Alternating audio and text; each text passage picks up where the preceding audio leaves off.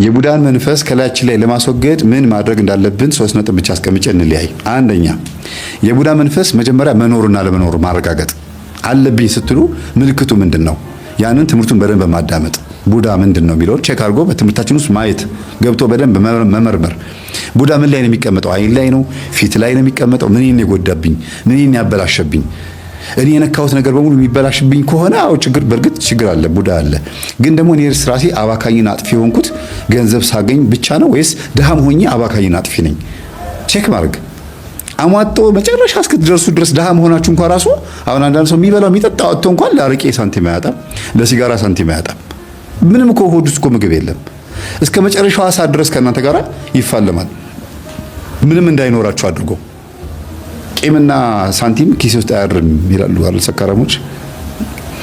እና በዚህ ልክ እስከ መጨረሻ ድረስ ድሃ ጨርቃም አድርጎ የለበሰውን ልብስ እስከ መሸጥ ነጠላ ጫማውን ሸጦ በባዶ እግሩ እስከ መሄድ የሚያደርስ ሱስ ያለበት ሰው ከባድ የቡዳ መንፈስ ያለበት ሰው ነው። ሴትም ከሆነች ልክ እንደዚሁ ሁሉ ነገሯ ምጥጥ አድርጋ ሁሉም ይከፋባታል። ጎረቤትም በራሷ ላይ ክፉ ትሆናለች። በራስ ላይ ክፉ መሆን ማለት ራስን አለመጠበቅ፣ ለራስ አለማዘን፣ ለነፍስ አለመጨነቅ፣ ለዘላለማዊ ሕይወት አለመጨነቅ ማለት ነው። ዝም ብሎ ተስፋ የቆረጠ ራስን ስለማጥፋት ብቻ ማሰብ ማለት ነው። ይሄ በራስ መጨከን ይባላል። የዘላለም ሕይወት እንዳላስበው ቢከፋም ቢለማ ምን ሳይሻል አይቀርም የሚባል ነገር አለ። ምንድነው?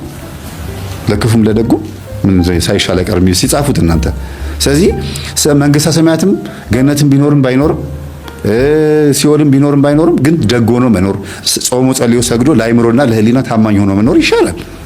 ቢኖርም ባይኖርም ሳችሁ እንደው የለም ብላችሁ የምታስቡ ከሆነ ኤቲስትነት ካለባችሁ ማለት ነው። መልካም ሰው ሆኖ ማለፍ እኮ ጥሩ ነው። ስም ከመቃብር በላይ ስለሆነ ማለት ነው። ተዝረክርኮ መሞት መረሳት ነው። መሞት በአጠቃላይ መረሳት ቢሆንም ግን ስም ከመቃብር በላይ ነው። አንዳንዴ እሱ እንኳንም ሞተ የሚባል መሆን የለበትም። አረ ይሄን አርጎ እኮ አረፈ እንደው ትልቅ ነገር ሰርቶ አለፈ ይባላል። የዛሬ 20 ዓመት የተተከለ ችግኝ ነው ዛሬ ዛፍ ሆኖ ለኛ መጠለያ ሆነው።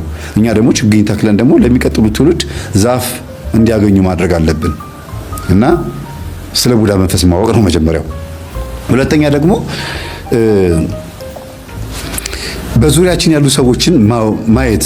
የእኔ ጠላት ማን ነው? ሰላቢም ቡዳ ስለሆነ ነው። ሰላቢ መንፈስ ምቀኛ የሆነ ሰው በእኔ ዙሪያ ማን አለ? የሚነካካብኝ ሰው፣ በእኔ ነገር የሚቀና ሰው የሆነ ነገር ስትይዙ ማለት ነው። አይ ይሄን ነገር እንደዚህ ብታደርገው ጥሩ ነበር። ሁልጊዜ ባላችሁ ነገር ላይ ኔጌቲቭ የሆነ አስተያየት ነው የሚሰጠው። ይሁን ችግር የለውም እድሜ አይኖረውም ግን ተጠቀምበት ይላሉ። አሪፍ ነው እንዴ ጥሩ ነው የገዛው ወይ ሲያምር ኧረ እኔም እንደዚህ እገዛለሁ ምናምን የሚል እኮ ቢሆን ጥሩ ነበረ። አንዳንዴ ጥሩ ቅናት ነው እኔም እገዛለሁ ማለት። ግን ያደረጋችሁት ነገር በሙሉ አይጥመውም። ሁሌ ባደረጋችሁት ነገር ላይ ኦፖዝ የሆነ አስተያየት ነው የሚሰጠው። ይሄ ምቀኝነት ነው። የራሱን ኢጎ ሰው ላይ ያንጸባርቃል። ሳያውቀው ግን ቡዳ መንፈስ የሚያስተላልፈው ማለት ነው። ሶስተኛ ደግሞ እንዲህ አይነት ሰው መኖሮቹን ቼክ አድርጉ ነው ይሄ። ሶስተኛ ላይ ግን ተሰብስቦና ተጠንቅቆ መኖር። ቡዳ መንፈስ መኖሩን ማወቅ ትችላላችሁ። እቤት ስትቀመጡ ቤት ድረስ አንኳኩቶ ይመጣሉ የቡዳ መንፈስ ያለባችሁ። የት ጠፍተሽ ነው? በእርግጥ የሚያስቡላችሁ ሰዎች ሊመጡ ይችላሉ። ግን በተደጋጋሚ ምን እንደምትበሉ ምን እንደምትጠጡ ቤታችሁ ውስጥ ያለውን ጓዳ ጎድጓዳ ምናምን ቡና ለመጠጣትም በምንም ውሏቸው ሴቶች በተለይ እንደዚህ ቤት ውስጥ በሰፈር በምትሉበት ሰዓት እንዴት ናችሁ ቡና የለም እንዴ ብለው በየቀኑ ይመጣሉ። በየእንትኑ የምትበሉትን ስንዴ ስንት እንዳስፈጫችሁ ጤፉ ምኑ ሁሉ ነገር ኢንፎርሜሽን ማወቅ ይፈልጋሉ። መረጃው የእናንተ ቤት መረጃ እንዲኖራቸው ይፈልጋሉ። ከዛስ ምንም ባያደርጉም እንኳን ቡዳው ይበላዋል። ከዛ በኋላ እየተመናመነ ከዛስ እናንተ አበድሩኝ እንድትሏቸው ይፈልጋሉ። ከነሱ ቤት እናንተም እህል እንድትበደሩና አለሁኝ አይነት ነገር ከዛ ቤት እኔም ስላበደርኳት ቤት ሁሉ ጊዜ እገኛለሁ ማለት ነገር እና የቡዳ መንፈስ ሳያስቡትም አስበውትም በዙሪያቸው ያሉ ሰዎች ላይ ቼክ ማድረግ ያስፈልጋል። ሌላው እንደ 1 2 ብዬ 3 ብዬ ማልሰጠው ቁጥርም ማልሰጠው የቡዳ መንፈስ መኖሩን በጸበል በጾም በጸሎት በስግደት በደንብ አድርጋችሁ ወጥራችሁ ይዛችሁት ማስለፍለፍና ማነኬት ነው የመጣው መቼ ነው የበላኸኝ ወይም ደግሞ ከእናት ማህፀን ነው ወይ ብሎ ጠይቆ ማወቅ ይቻላል። ይሄ ከቁጥር ውስጥ የማይገባ ዋና ጉዳይ ነው። ይሄን ይመስላል። እህታችን እንግዲህ ጥሩ የትዳር ዘመን እንዲኖርሽ ተስፋ አደርጋለሁ እና በዚህ ልክ ሰው በጣም በጣም በጣም ለውጥ ያመጣል እና ተስፋ አትቁረጡ። የማይለወጥ ነገር የለም። በዚህ ልክ እምነቷ ጠንካራ የሆነው እግዚአብሔር ጸሎቷን እንደሰማላት ምልክት ነው የሰጣት። ከሷ ጋር እንደሆነ ማሳያ ነው። ይምረኝ ይሆን ስትል አዎ እምርሻለሁ ሲል ምልክት ሲያሳያት በልጁ ላይ ያሳያት ማለት ነው። ስለነበረ ሰዓት ሁሉ አምላካችን ስም የተመሰገነ ይሁን። ሰላም ነው። እስቲ ዮኒ ማኛን ተመልከቱት። ሙስሊም ሆኗል፣ ጴንጤ ሆኖ ነበረ፣ ከዛ ኦርቶዶክስ ሆነ፣ ከዛ ኤቲስትና ፓጋን ሆኖ ነበር፣ ሃይማኖት የለሽ ሆኖ ነበረ። ፖለቲከኛ ይሆናል፣ ዘረኛ ይሆናል፣ የሆነ መንግስት ይደግፋል። ይሄን ተወው ወደዚህ ይመጣል። ይሄን ተሰዶ መልሶ ደግሞ የተሳደበውን ደግሞ ይደግፋል። ይሄ ሁሉ ነገር በወንድማችን በዮኒ ማኛ ላይ ይታይ ነበረ። መንፈስ ቡዳ ሲሆን በእኛ ውስጥ ቡዳ ሲሆን ካሜራ ፊት ብናስመስልም ሪል የሆነው ላይፋችን ላይ ደግሞ ምን ሆኜ ነው ግን ምን እያረኩ ነው አቡ በቃ ምን ላግ በቃ ይሄ ግዴታ ኦሬዲ ጸባይ ታውቋል ብሎ በዛውን የሚቀጥልበት የሌባ አይነ ደረቅ መልሶ ልብ ያደርቅ ነው የሚያደርገው። ቀጥሎ ደግሞ ምን ያደርጋል? ካፈርኩ አይመልሰኝ ያደርጋቸዋል። ካፈርኩ አይመልሰኝ ማለት ተነቅቶባቸው ታውቆባቸው የሚያወሩት ነገር ተራ ነገር እንደሆነ ህዝብ እንደሚያውቅ እያወቁ ይቀጥሉበታል በዛ። ከዛ ደግሞ ናርሲሲስት የሆነ ባህሪያቸው ይመጣል። ናርሲሲስት ማለት ራሳቸውን አካብደው ለሰዎች መግለጽ፣ የተዋረዱ ሰዎች ሆኖ እንዳይታወቁ እንዳይታዩ በሰዎች ስነ ልቦና በሰዎች ልብ ላይ ስለነሱ ክብደት ለመስጠት መጽሐፍ ቅዱስን ተገን ያደርጋሉ፣ ሃይማኖትን ተገን ያደርጋሉ፣ ፖለቲካን ተገን ያደርጋሉ፣ መጽሐፍቶችን ተገን ያደርጋሉ። እነሱ ጥሩ እንደሆኑ ለማሳየት፣ እነሱ መልካም እንደሆኑ ለማሳየት፣ ፈጽሞ አሁን የጌታ እንደሆኑ ለማሳየት፣ አሁን እንደዳኑ እንደተለወጡ ሀብታም እንደሆኑ በጣም የሚገራርም ስራዎች እየሰሩ እንደሆነ ለማሳየት በካሜራ ፊት ይተውናሉ። ከካሜራ በስተጀርባ ከመድረክ በስተጀርባ ግን ላይፍ ሌላ ነው። ይሄ ነው ቡዳ መንፈስ ማለት። የቡዳን መንፈስ በዚህ ልክ ሲመጣብን ወይም ያለንን ሀብት እንዳንጠቀምበት ሲከላከለን እንዴት ነው የምንከላከለው እኛ? እሱን ለምሳሌ መሬት ሀብት ንብረት እያላቸው ግቢ እያላቸው ቤታቸው ድቁስቁስቁስ ያለ ነው። ይሸጥ ቢባል መሬቱ እስከ 20 ሚሊዮን እስከ 30 ሚሊዮን ብር የሚያወጣ ግን በጎረቤት መተት ወይ በራሳቸው የቡዳ መንፈስ በምቀኝ የሆነ የዛር መንፈስ ይሄ እንዳይጠቀሙበት የሚፈልግ እንዳያልፍላቸው የሚፈልግ መንፈስ ደላሎች ሲመጡ ማንም ሲመጣ ጥሩ ባልሆነ መንገድ እንዲመለሱ አድርጎ ምክንያት እየተፈጠረ መሬቱም ችግር ያለበት እንዲመስል አድርጎ በፍርድ ቤትም በምንም በአየር ካርታም በምንም ብቻ ኬዝ ያለበት እንዲሆን አድርጎ በሀብት ላይ ተቀምጠው ድሃዎች ሆነው እንዲኖሩ ያደርጋቸዋል። አያችሁ? ስለዚህ ይሄን መንፈስ ለመስበር በዛው ቤት ላይ በዛው በሚኖርበት ቤት ላይ ጸሎት ቤት መስራት ነው የሚያዋጣ። እዛው ቤት ውስጥ ሆነው መስገድ፣ መጾም፣ መጸለይና እኔ ውስጥ ያለህ በረከቴን የምትነጥቅ የቡዳ መንፈስ ልክ የኢዮብን ሀብት ንብረት እንዳወደምክበት ሀብቱን ሰይጣን አይቶበታል። ሂድ ሀብት ስላለው አይደለም ይከዳሃል ያልከኝ፣ ሀብቱን ብትወስድበት ይከዳሃል። እስቲ ሂድ ሀብቱን ውሰድበትና እንደሚከዳኝ ታያለህ አለው። ሰይጣን መጥቶ የኢዮብን ሀብት አየበት ነው የሚለው። ሰይጣን መጥቶ የኢዮብን ሀብት ሲያይበት በሽፍቶች ተወሰደ። ግመሉ፣ በጉ፣ አህያው፣ ምኑ ፈረሱ በሙሉ ተወሰደና ከዛ ወደ ልጆቹ መጣ። ልጆቹም ቤቱ ፈረሰባቸው፣ ልጆቹም ሀብቱ ስለሆኑ። ከዛ በኋላ ደግሞ በአካሉ ላይ መጣ። አካሉን ቁስል በቁስል ሆነ። በሚስቱ መጣበት። አለ የሚባለውን በሙሉ የኢዮብን በሙሉ ተመለከተበትና አወደመበት። ስለዚህ ተመልካች ነው ቡዳ። ቡዳ ካየ ያወድማል። ግን ማን ይየን? እግዚአብሔር ይየን። እኛ በእግዚአብሔር የታየን ከሆነ ቡዳ የፈለገ ሀብት ንብረታችን ቢወስድ እኛ የእግዚአብሔር ኤክስፐሪመንት ወይም ሰርቶ ማሳያ እንሆንና ተመልሰው ወደ ነበርንበትን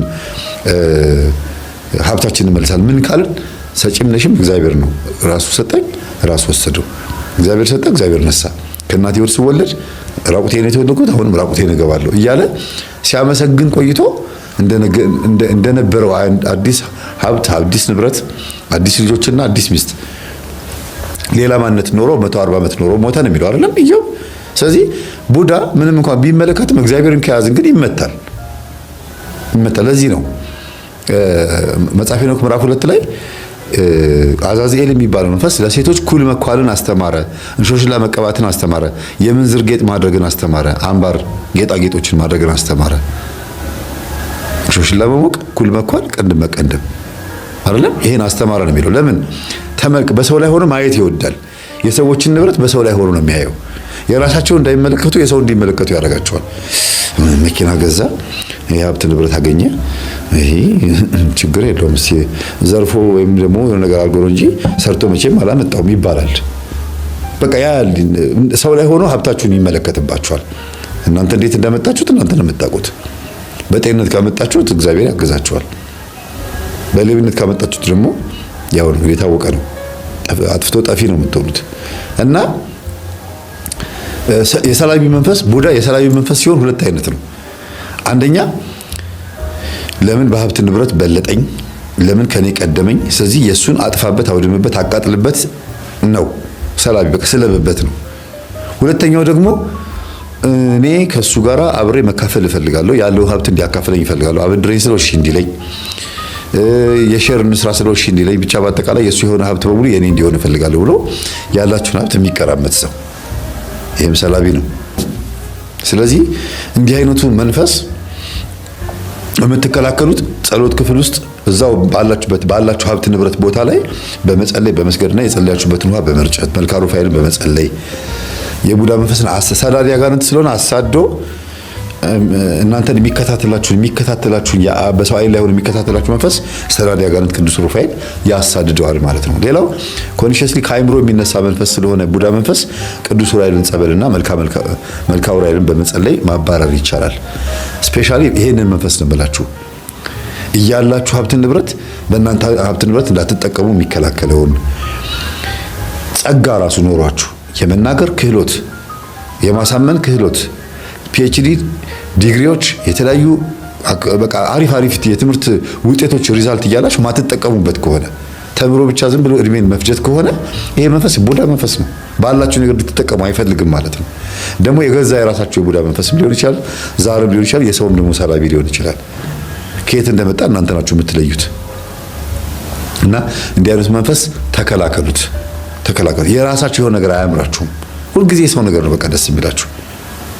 ኢቭን ጥሩ ልብስ ለብሳችሁ እንኳን አያምርብኝም ብላችሁ ስለምታስቡ እንዴት ነው አሪፍ ነው ምናምን ብላችሁ አሪፍ ነው ካላላችሁ በስተቀር እናንተ አትቀበሉትም። የእናንተን ነገር አታከብሩትም። እና ከባድ ነው ይሄን ነገር ያለ መንፈሳዊ ሕይወት መምራት። ይሄን ነገር ከባድ ነው። በመንፈሳዊ ሕይወት እስከሆነ ግን አሸንፈዋለን። አንድ እንደዚህ አይነት ችግር ያለባቸው ሰዎች ንስሐ ገብተው አንድ የቅዱስ ቁርባን ቢቀበሉ ጥሩ ነው። አንዴ ስላችሁ በሕይወት ዘመናቸው አከታትለው 3 ጊዜ ማለት ነው። አንድ የሚባለው ምንድነው? ሰው አንድ ጊዜ ቅዱስ ቁርባን መቀበል ከጀመረ በኋላ በአንድ ሳምንት ውስጥ 3 መቀበል አለበት። በአንድ ሳምንት ውስጥ ከበሽታ ከህመም ከችግር ከተለያዩ ነገሮች ለመዳን ብለን አይደለም ቅዱስ ቁርባን የምንቀበለው። ህይወታችን ላይ ማነቆ የሆነብን የዘላለም ህይወትን እንዳንወርስ መቀጠሉ ስለማይቀር ማነቆ የሆነብን ነገር ለማስቀረትና የዘላለም ህይወትን ለማውረስ ጌታው ይቅር በለኝ፣ በኃጢአት የሚያመጣሁት በቤተሰብ ችግር የመጣብኝ ሊኖር ይችላልና አጠቃላይ ህይወቴን አዲስ አድርገው እስቲ ዓመተ ምሕረትን የእውነት አድርግልኝ፣ ዓመተ ብርሃን አድርግልኝ። በዓመተ ምሕረት ዓመተ ዓለም መኖር አልፈልግም። በዓመተ ምሕረት ውስጥ በምህረት ዓመት ውስጥ ዓመተ ፍዳን ዓመተ ኩነኔ መኖር አልፈልግም። ሞቴን አስወግድልኝ፣ በመስቀል ጠርቅ ከመንገዴ አርቅልኝ ብላችሁ ስትጸልዩና ስትቆርቡ ክርስቶስ አዲስ ህይወት ያለብሳችኋል። ደግሞ ማመን ያስፈልጋል።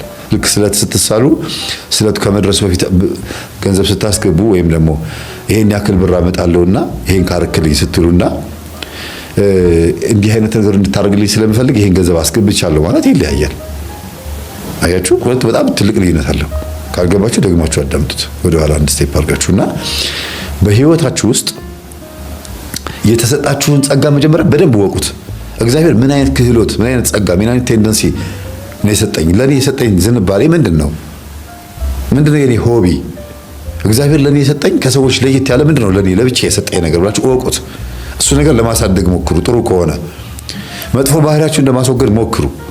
ከዛ ጥሩ ባህሪ ነው ብላችሁ በምታስቡበት በኩል ምን ልጠቀምበት ይችላል ብላችሁ ደግሞ አስቡ። ሁሉም ሰው የራሱ የሆነ የሚጠቀምበት ጸጋ ይኖረዋል እና ያንን ጸጋችሁን ተጠቀሙበት። ስለነበረ ሰዓት ሁሉ የአምላካችን ስም የተመሰገነ ይሁን። እግዚአብሔር ይጎብኘን።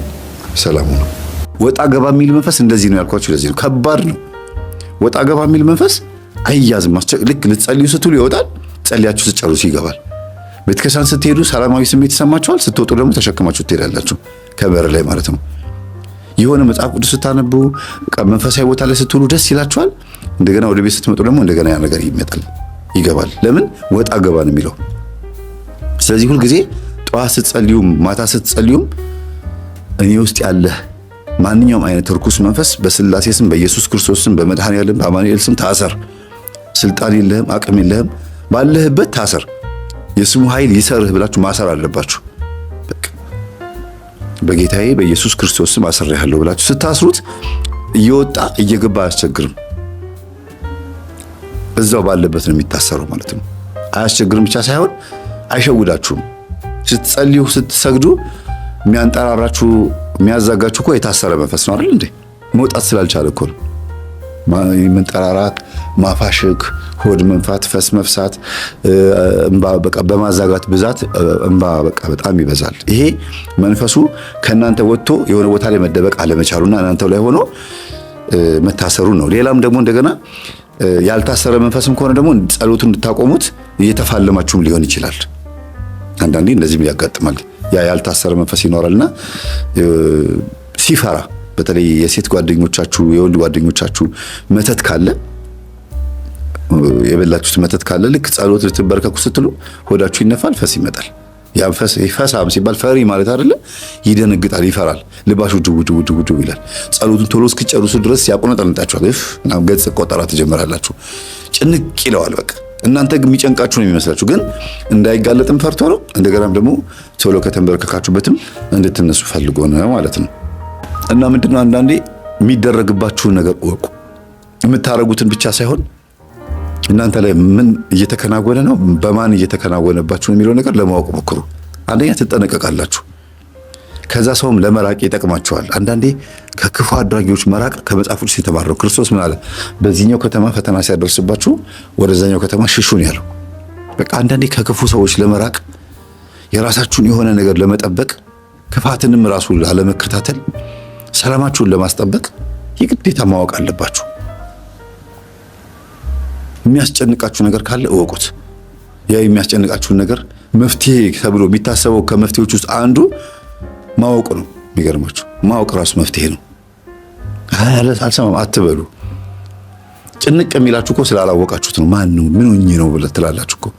ልክ ሶሉሽኑን ስታገኙ ማን ነው ችግሩን ስታገኙት እንደ ሶሉሽን ነው የሚቆጠረው።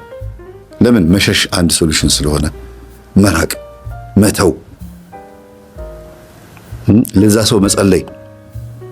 ምናልባት ክፉ ነገር ያደረጉባችሁን ሰዎች እያሰባችሁ ትብሰለሰላላችሁ። ይሄ ሰውዬ ወይም እቺ ሴትዮ በቃ እኮ ሰው ፊት አዋረደችኝ ወይም ደግሞ እንደዚህ ሆንኩኝ በሷ ምክንያት እንደዚህ ሆኜ ልቅር በቃ ትላላችሁ። እና ያን ሰው እንዴት እንደምትበቀሉት ሁሌ እያላችሁ ከንፈር የምትነክሱ ከሆነ የበለጠ በጣም ነው የምትጎዱት። ያን ሰው ደግሞ እየጠቀማችሁት ነው ያላችሁት። ኃይል ከናንተ የእግዚአብሔር ኃይል ከናንተ እየራቀ ነው የሚሄደው። ከዛ ሰው የመጣባችሁ መንፈስ ደግሞ እናንተ ላይ ተጽዕኖ እየፈጠረ ይመጣል። ያ ሰው ደግሞ የናንተ መጎዳት፣ የናንተ መጎሳቆል፣ የናንተ ጭምት ሆኖ መታየት፣ ይሄ እንዴት ነው ጭርምት ምትማት በቃ መቸገር፣ መጎሳቆል ለዛ ሰው እርካታው ነው፣ ኃይል ይሆነዋል ይባላል። ከባድ ነው። ስለዚህ ክፉ ሲያስቡባችሁ ማለት ነው እናንተም በዛ አትብሰልሰሉ። እግዚአብሔር ሆይ ልቦና ስጠው፣ በቃ መንፈሱን አይምሮ ሁሉ ነገሩን አስተካክልለት ብላችሁ መጸለይ አለባችሁ።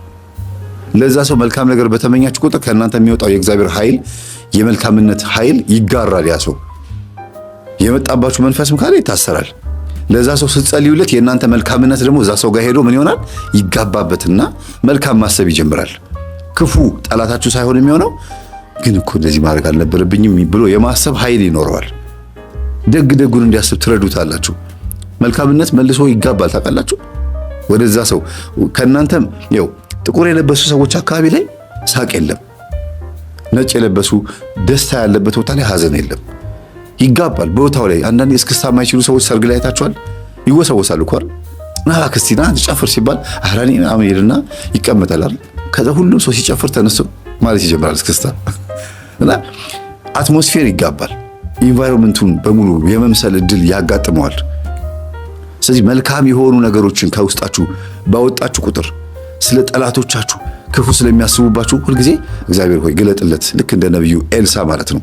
ነብዩ ኤልሳ ጠላቶቹ የሶሪያ ወታደሮች መጥተው ክብብ ሲያደርጓቸው ነብዩ ማነው ደቀ መዝሙሩ ሰንበት ተማሪው ጊያዝ ደግሞ ወየው የእግዚአብሔር ሰው ሆይ ተከበናል አለ። ጊያዝ ያየው በወታደር መከበቡን ነው። ኤልሳ ደግሞ ያየው ምኑን ነው? ከወታደሮቹ ጀርባ ያሉትን የእግዚአብሔር መላእክቶችን ነው። እግዚአብሔር ሆይ ግለጥለት፣ አይኑን ግፈትለት ብሎ ሲጸልይ ጊያዝ ማየት ጀመረ። እንዴ አለ። ከወታደሮቹ ከጠላት ወታደሮቻቸው ጀርባ ሰይፍ የያዙ የእግዚአብሔር ሰራዊቶች ደግሞ ቆመዋል። እነሱ ጋር ካሉት እኛ ጋር ያሉት ይበልጣሉ ብሎ ተናገረ። ይሄንን ሲሰማ አያችሁ አይደለም? ይሄን ብዙ ጊዜ ይሄን መልካም የሆነ ነገር ወደ አጠገባችሁ ወዳለ ሰው ሲጋባበት ያ ሰው እናንተ ያያችሁትን ያያል። መላእክቶችን አላየም ነበር ጊያዝ፣ መልካሙን ነገር አላየም ነበር ጊያዝ። መልካሙን ነገር ያየው ነብዩ ኤልሳ ስለጸለየለት ነው። በቃ አይኖቹን ክፈት እኔ ያየሁትን እንዲያይ እርዳው ብሎ ነው ያለው። እናንተም ያያችሁትን መልካም ነገር ይዩ ጠላቶቻችሁ። የሰው ጠላት የላችሁም፣ እርግጠኛ ነኝ የላችሁም። የሰው ጠላት የላችሁም። ጠላቶቻችሁ ዲያብሎስ እና ሰራዊቶቹ ናቸው። ግን እነሱ በሰው ልብ ላይ ያድሩና ጠላቶች አድርገው አምጥተው ያስቀምጡባቸዋል። ስለዚህ ለሰው መልካም ነገር ተመኙ። መልካምነታችሁ ይጋባል፣ ይሄዳል። የነዛ ሰዎች ክፋት ደግሞ ከእናንተ ይርቃል። አይደለም ከእናንተ ከነሱም ይርቃል። ለምን? እናንተ ጋር ያለው ስለሚበልጥ ተጽዕኖ ይፈጥራል፣ ዶሚኔት ያደርጋል። ኢንፍሉዌንሱ በጣም ከባድ ነው። ለምን? ቅዱስ የሆነ የእግዚአብሔር መንፈስ ስለሆነ። ይሄን ሲመታ ይሄንን ስጠው ምን ማለት ነው? ክፉ የሚያስብብህን ክፉ አታርግበት ነው። አንድ ምዕራፍ ሸኘኝ ስልህ 2 ምዕራፍ ጨምርለት። ጃኬትህን ስጠኝ ስልህ መጎናጸፊያ ውስጥ ያለውን ሸሚዝህን ጨምርለት ብሎ ክርስቶስ ተናግሯል አይደል? መልካምነትን ባበዛችሁ ቁጥር እዛ ሰው ላይ ያለው የተንኮል ሐሳብ ምን እየሆነ ይመጣል? እየራቀው ነው የሚወጣው። ከእናንተ ብቻ አይደለም፣ ከሰውየውም ከእናንተ አካባቢ እየራቀ ነው የሚሄደው። አንዳንድ ሰዎች ይላሉ ይሄን ሲመታ ይሄን ስጠው የሚለው እኔ ፈሊጥ አይገባኝም ይላል። ሳይኮሎጂካሊ በስነ ልቦና ስትረዱት ግን አይደለም፣ በመንፈሳዊ በዓለማዊ እንኳን በጣም የሚጠቅም ነገር ነው። ለሚጠሏችሁ ሁሉ መርቁ፣ የሚጠሏችሁን ሰዎች መርቋቸው ሲል ምን ማለት ነው? የእናንተ ምርቃት የእነሱን ጥላቻ እርግማናቸውና መዋርታቸውን ስለሚያርቅ ነው። ያሸሸዋል፣ ሪፕሌስ ያደርገዋል፣ ይተካላቸዋል። ለምን? በቃ ተጽዕኖ ፈጣሪ ኃይል ስለሆነ የእግዚአብሔር ኃይል የፍቅር ኃይል ነው። ፍቅር በጣም ተጽዕኖ ፈጣሪ ነው። ፈሪውን ደፋር ያደርገዋል። በጣም ደፋር የተባለውን ደግሞ ፈሪ ያደርገዋል። ምን ማለት ነው? ልባም ያደርጋል ማለት ነው። ልባም ያደርጋል። የፈራችሁትን ነገር እንድትደፍሩት ያደርጋል። በጽድቅ ነው ታዲያ። የደፈራችሁትን ደግሞ ኃጢአት ደግሞ እንድትተዉትና ወደ እግዚአብሔር እንድትቀርቡ ደግሞ ያደርጋል። እና ሁልጊዜ ፍቅር ማሳየት፣ ሁልጊዜ ለሰዎች ፍቅርን መመገብ ማንንም ጎድቶ አክስሮ አያውቅም። ምናልባት የዋሆችና ደጎች ረጅም ዕድሜ አይኖሩም ይባላል። እግዚአብሔር በጊዜ ሊሰበስባቸው ፈልጎ ሊሆን ይችላል። ግን የነሱ ስም ደግሞ ከመቃብር በላይ ሆኖ ከሞቱ በኋላ እንኳን ኢነርጂያቸው የነሱ ኃይል እንኳን የእግዚአብሔር መንፈስ በጎረቤቶቻቸው ላይ ሆኖ ይጸጸታሉ። እሱ እኮ መልካም ሰው ጥሩ ሰው ነበረ፣ ወይኔ ይቅርታ አድርግልኝ ሳልለው ሞተ። ሄደው ንስሐ ሁሉ የሚገቡ ሰዎች አሉ። መልካምነቱን አስበው እኮ ነው። አየሱ ተጽዕኖ ይፈጥራል። ሞተው እንኳን በሰፈር ርቆ እንኳን ወይም ርቃ እንኳን የነዛ ሰው መልካምነት ይመጣል። ደግ ሰዎች ይባላል ወይም የዋህና ቅን ገራገር ሰዎች ከናንተ አጠገብ ሆነው ሳታቋቸው ግን እየበደላቸዋቸው ከነበረ አንደኛ እግዚአብሔር እናንተን ይቀጣል። ያጣችኋቸው ቀን ትቀውሳላችሁ። ምክንያቱም የቻሏችሁ እነሱ ናቸው። እናንተ አመፀኛ፣ ተንኮለኛ፣ ሸረኛ ስትሆኑባቸው፣ ስትንቋቸው፣ ምን ስትሏቸው፣ ስትልኳቸው፣ እዛም ስትሏቸው እሺ ብለው በቅንነት ታግዘዋችሁ ወይም ደግሞ ሲያገለግሏችሁ ቆይተው በጣም ሲመራቸውና ሲከፋቸው በቃ ብለው ሲሄዱ ቆርጠው ስለሄዱ አይመለሱም፣ ይከፋቸዋል። እናንተ ግን ትጎዳላችሁ። ማን እናንተ ምለው ማን ነው? እነዚህን ገራገርና የዋህ የሚባሉትን ሰዎች የጎዳችሁ ሰዎች ማለት ነው። አንድ ቀን የምትጎዱበት ጊዜ አለ። ሚስት ባልሽን፣ ባልም ሚስትህን በዚህ ልክ ይሄን ማሰብ አለባችሁ። እናትም ልጅሽን፣ ልጅም እናትህን፣ ጉርብትናም እንደዚሁ ማለት ነው። ስለዚህ እንዲያውም በህይወት የቆያችሁት ማለት ይቻላል፣ በሰላም በፍቅር በጤንነት የቆያችሁት ማለት ይቻላል እነዚህ አይነት ደግ ሰዎች በዙሪያችሁ ስላሉ ነው ብዬ ነው የማስበው። እንደኔ የደግ ሰዎችን እድሜ ለእንደዚህ አይነት ጉዳይ ሲል ቢያስረዝምልን ደስ ይለኛል። ግን ጥቅማቸውን እንድናይ እግዚአብሔር ቶሎ ይወስዳቸዋል። እና ክፋት ኪሳራ ነው። ደግነት መቼም ኪሳራ ሆኖ አያውቅም። ያ ሰው ቢሞትም እንኳን በደግነቱ ቢሞት ወይኔ የሞተማ ተጎዳ ነው የሚባለው። ምንድነው የሞተ ተጎዳ ነው የሚባለው አይደል? ምን አይነት ሰዎች ናቸው እንደዚህ የሚሉት? እስቲ ጻፉ። የሞተ ተጎዳ እኛማ ምን ሆንን ይላሉ። በህይወት ዘመኑ ደስተኛ ሳይሆን ተጎርቶ ተገፍቶ የኖረን ሰው ነው እንደዚህ የሚሉት። ወይኔ ሳይበላው ሳይጠጣው ሀብት ንብረቱን ሰብስቦ ምንም ሳይኖርበት ቤቱን ገዝቶ ሳይኖርበት ሞተ ይላሉ። ለምንድን ነው ለዛ ሰው እንደዚህ ብለው የሚያዝኑት? እንዴት እንደለፋ እንዴት እንደተጋ ስለሚያውቁት ነው ወይም ስለሚያውቋት ነው እኮ። እና የእናንተ መልካምነት ሰው ላይ ይጋባ እንጂ ክፋታችሁ ሰው ላይ አይጋባ። የሰዎችም ክፋት ነው እናንተ ላይ እንዳይጋባ እናንተ ሁልጊዜ መልካም ሁኑ። መልካምነት መልሶ ይከፍላል የተባለው ለዚህ ነው። የሰጣችሁት ነገር ይመጣል። እሹ ታገኛላችሁ፣ ጠይቁ ይሰጣችኋል፣ አንኳኩ ይከፈትላችኋል፣ ለምኑ ታገኛላችሁ። ቀላል አማርኛ አይደለም፣ ቀላል የመጽሐፍ ቅዱስ ቃላት አይደለም። ማንም ሰው የተመኘውን ነገር ያገኛል። ያንኑ የአፍህን ፍሬ ትበላለህ ነው የሚለው አይደለም። በልባችን የተመኘነው በአፍ የተናገርከው የአፍህን ፍሬ ትበላለህ። ለምን? አፍ የምን ውጤት ነው? የልብ ውጤት ነው። አስቡ እስቲ። አይን ሁለት ነው፣ አፍንጫ ሁለት ነው፣ እጅ ሁለት ነው፣ እግር ሁለት ነው፣ ሁሉ ነገራችን። አፍና ልብ ግን አንድ ናቸው። በቃ ያንን መዝገብ አውጥተህ ነው የምታወራው። ከልብ መዝገብ ላይ ያለህን ሐሳብ ታወራለህ። በአፍ የተናገርከው ነገር የአፍህን ፍሬ ደግሞ መልሰህ ትበላለህ። መልካም ከሆነ መልካም፣ ክፉ ከሆነ ክፉ ማለት ነው። ስለዚህ አሁን ሁላችሁም ይሄ ማህበራዊ ሚዲያ የሚቃወሙትንም በህይወታችሁ ላይ የሚቃወማችሁን በጉርብትናም እኔንም ሁላችንም የሚቃወሙን ሰዎች በሙሉ እስቲ አንድ ነገር እንመኝላቸው። እግዚአብሔር ልቦና ሰጥቷቸው እኛ ያየነውን ህይወትም ይዩ።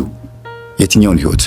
የተገለጠልን ያወቅነውን ነገር የገባንን ነገር እንዲገባቸው አድርግ ብላችሁ ጸልዩ። ሁላችሁ እግዚአብሔር ገለጥላቸው። ያቺ የገባችንን ነገር የበላን የጠጣናትን ያቺን ደስ የምትሏን ህይወት ከመናፍስ ስርዓት ወጥተን እግዚአብሔርን ያወቅንባትን ያቺን ህይወት እንዲያውቁ ወርዳቸው ብላችሁ ጸልዩ። ለቤተሰቦቻችሁ፣ ለማንኛውም ሰው ማለት ነው። ሰላም ሁኑ።